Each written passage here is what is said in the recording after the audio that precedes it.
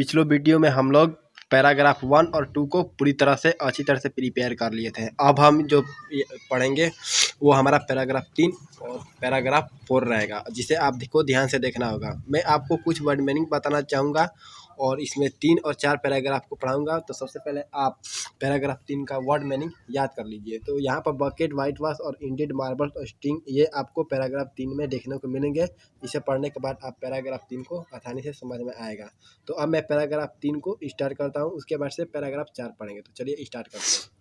Tom come sadly out of the house. Tom उदास होकर अपने घर से बाहर आता है। In one hand it held the long brush, और उसके पहले हाथ में, उसके एक हाथ में एक लंबा सा ब्रश कुंजी रहता है।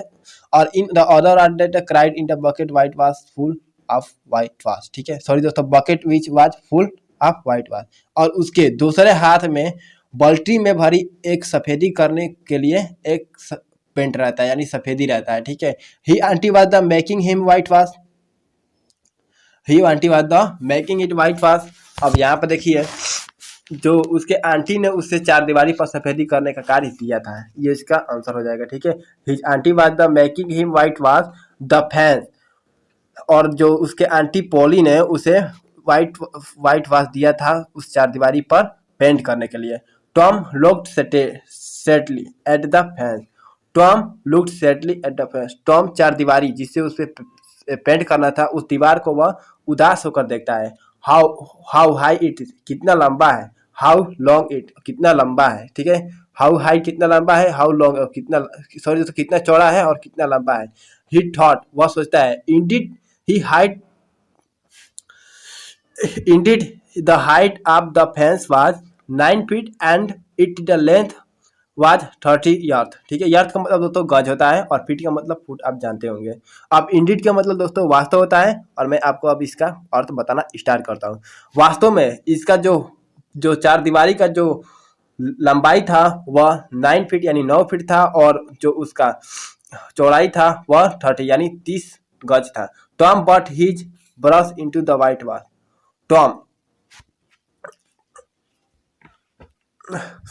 टॉम ने अपनी कुंजी को सफेदी में भिगोया। देखिए, white wash is the draw it the slowly. Tom brush into the white wash. Tom ने अपनी कुंजी को सफेदी में भिगोया। He draw it slowly across the fence, और वह उस दीवार पर धीरे धीरे घुमाया पेंट करने के लिए। ठीक है, स्लोली द फेंस मतलब धीरे धीरे घुमाया। It made a very small white mark, और वह उसके घुमाने से एक बहुत छोटा सा स्मॉल मार्क बन जाता है। जो सफेद पेंट करने के लिए जो चिन्ह बन जाता है सफेद, वही उस दीवार पर बन जाता है। Tom tried again. टॉम ने फिर से शुरुआत किया।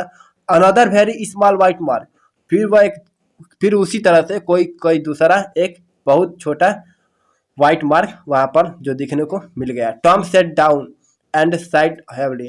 टॉम वह धीरे से वहां पर बैठ गया और सांस ली, आ भरी मतलब सांस लिया। ठीक है, अब आगे देखते हैं। He took out all the things that he had in the pocket. वह जो भी वस्तुएं लिया था वह सभी वस्तुओं को अपने पॉकेट से निकाला। ठीक है, यहाँ पर हम इससे ये अर्थ कर सकते हैं, उसने अपनी जुबे में रखी हर चीज़ों को बाहर निकाला। ठीक है, ये भी हम बोल सकते हैं। यहाँ तक आंसर हो जाएगा। He had some marbles, उसके पास कुछ कंचे थे। Some pieces of string and 2 or 3 broken toys, और कुछ रस्सियाँ थी, और इसके अलावा उसके पास जो टूटे फूटे खिलौने थे। ठीक है, 2 टूटे फूटे खिलौने थे। No one will white fast the fence for days. No, नहीं।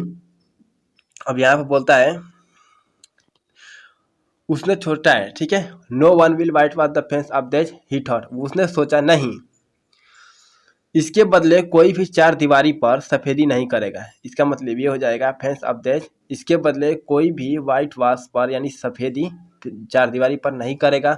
No I must think it a better plan, नहीं, मुझे कोई अच्छा सोचना चाहिए, इससे अच्छा कोई बेटर प्लान या कोई अच्छी योजना बनानी चाहिए। ही थॉट, वह सोचता है। एंड थॉट, और सोचता है। सोन ही एड एन आइडिया, उसके पास जल्दी ही उसके दिमाग में एक विचार आता है, एक आइडिया आता है। ठीक है, अब दोस्तों हम पैराग्राफ 3 पढ़ें और पैराग्राफ हम 4 पढ़ते हैं। He picked up his the brush again, वह अपने ब्रश को फिर से उठाता है। ठीक है, पैराग्राफ 4 पढ़ रहे हैं। ठीक है, और इसके लिए दोस्तों मैं वर्ड मीनिंग देना चाहूँगा, जो मैं सॉरी दोस्तों मैं अभी पहले वर्ड मीनिंग आपको दे देता हूँ। तो देखिए यहाँ पर कुछ वर्ड मीनिंग है पैराग्राफ 4 का। जो पिकेट अपना मतलब उठाना, और प्रेडिडेंट का मतलब हो जाता है बाहर करना, दिखावा करना, और रोलिंग का मतलब लुढ़कना, हिलाना, गोल गोल घूमना। ठीक है, और ओपनिंग का मतलब पालन करना, और अपडेट का मतलब मलना, और रिपीटेड का मतलब दोबारा से करना। अब मैं आपको पैराग्राफ 4 स्टार्ट पढ़ा सकता हूँ अच्छी तरह से। ठीक है, अब इसका स्क्रीनशॉट ले लीजिएगा जो मैं आपको वर्ड मीनिंग को बताया है, और जो आपको पैराग्राफ 4 में यूज होंगे। He picked up his the brush again, उसने अपने ब्रश को फिर से उगाया, एंड बिगन वर्किंग हार्ड, और फिर से बहुत हार्ड यानी परिश्रम करने लगा। बेन रोगर was the coming down the street, और उसी गली से बेन रोगर एक लड़का है, वह उसी गली से आता है। Tom pretended not to see, Tom ने उसे देखा लेकिन उसने ऐसा दिखावा किया, he worked harder than ever, उसे दिखाया कि यह मानो वह उसे देख ही नहीं रहा हो। ठीक है, इसका प्रेडिडेंट का मतलब दिखावा करना आपको बता दिया है। ठीक है, Tom pretended not to see him, Tom ने ऐसा दिखावा किया जैसे मानो वो उसे देख ही नहीं रहा। ही वर्कड हार्डर देन एवर, जब उसे देखा तो वह और परिश्रम करने लगा। Ben was the eating an apple, Ben was the eating an apple, Ben जो था वह एक सेब को खा रहा था।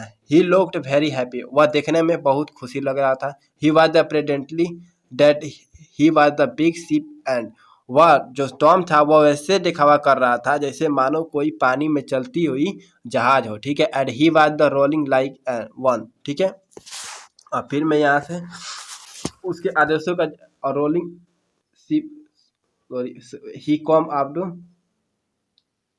सॉरी दोस्तों कहाँ था, ship and was rolling like one, जैसे वो सब दिखावा कर रहा हो। ठीक है, he was the giving order, जैसे वह उसको ऑर्डर दे रहा हो, और जो एक स्पीकर हो आदेश दे रहा हो कि, और ship was the opening dam, और जो जहाज थी उसके जो आदेश दे रहा था उसका पालन कर रही हो। यानी इसका मतलब ये हो जाएगा ही गिविंग द ऑर्डर, वह आदेश दे रहा था उस जहाज को, एक आदेश दे रहा था। लाउड वॉइस मतलब हो जाएगा दोस्तों आदेश देना। ठीक है, और ship was the opening them, और ship was the opening them, और जो जब वो आदेश दे रहा था और जहाज जो थी उसके आदेशों का पालन कर रही थी, ऐसा आप बोल सकते हैं। He come up to Tom, Tom he come up to Tom, वह टॉम के पास है। कौन? बेन टॉम के पास आता है। ही रब्ड हिज आई, और वो अपनी आंखों को मोलता है। ठीक है, रब्ड का मतलब मैंने आपको अपने वर्ड मीनिंग में दिखा दिया है कि रब्ड का मतलब मलना होता है। ठीक है, रब्ड अपनी आंखों को मोलता है। व्हाई टॉम, क्यों Tom, he cried and great, और वह एक बहुत ही महान तरीके से चिल्लाया, यानी आप बोल सकते हैं कि बहुत आश्चर्य तरीके से वह चिल्लाता है, सरप्राइज। ठीक है, बहुत ही आश्चर्य तरीके से चिल्लाया। यू आर द वर्किंग, तुम कार्य कर रहे हो। टॉम सेड नथिंग, टॉम ने कुछ नहीं कहा। He went to win the white washing, he looked very interested in the work, वह अपने कार्य में ठीक उसी तरह और चार दीवारी पर सफेदी करने में जुटा रहा। ही looked very interested in his work, और ऐसा दिखावा कर रहा था जैसे उसे, देखिए यहाँ पर हो जाएगा ही looked very interested in his work, वह ऐसे दिखावा कर रहा था जैसे मानो उसे इस कार्य को करने में बहुत बड़ा इंटरेस्ट है। ठीक है, बहुत बड़ा रुचि है इस कार्य को करने में, पेंट करने में, और वाइट वॉशिंग तो आफ्टर एंड फेंस। ठीक है, चार दीवारी पर पेंट करने में उसे बहुत बड़ा इंटरेस्ट है, वह ऐसा दिखावा कर रहा था। Tom you are the working, Tom, Ben repeated, Tom ने दोबारा बोलता है कि टॉम तुम कार्य कर रहे हो। Oh it is you, Tom ने उस, Ben I did not notice you, Tom oh Ben तुम हो, मैंने तुमको देखा ही नहीं, ऐसा टॉम बोलता है। लेकिन जैसे वो देख लिया, देखिए कितना चालाक है वो। ओ इट इज तुम, देखिए I am just going for swimming, Ben बोलता है मैं स्विमिंग यानी तैरने के लिए जा रहा हूँ, जल्दी से जा रहा हूँ। You do not want to come, तुम वहाँ नहीं आओगे। डू यू, क्या तुम, you like working, do not, तुम्हें तो कार्य करने में अच्छा लग रहा है। ठीक है, ऐसा बेन बोलता है। अब दोस्तों ये पैराग्राफ अच्छा है, और दोस्तों पैराग्राफ हम 5 में पढ़ेंगे कि क्या वाक्य में जो टॉम जो है वह तैरने के लिए जा पाता है या नहीं। दोस्तों ऐसा देखने के लिए दोस्तों हमारा पैराग्राफ 5 जरूर पड़ेगा, क्योंकि दोस्तों छोटे छोटे वीडियो मैं आपको प्रोवाइड करता हूं ताकि आपको कोई भी ऐसा पढ़ने में दिक्कत ना हो। और एक वीडियो को मैं पूरा अच्छी तरह से पढ़ाता हूं आपको रिपीट करके, और एक पैराग्राफ को मैं आपको दे देता हूं। आई होप कि वीडियो अच्छा लगा तो लाइक कीजिए, शेयर कीजिए। So guys thanks for watching, please subscribe to my channel and press bell icon for get notification. Thank you.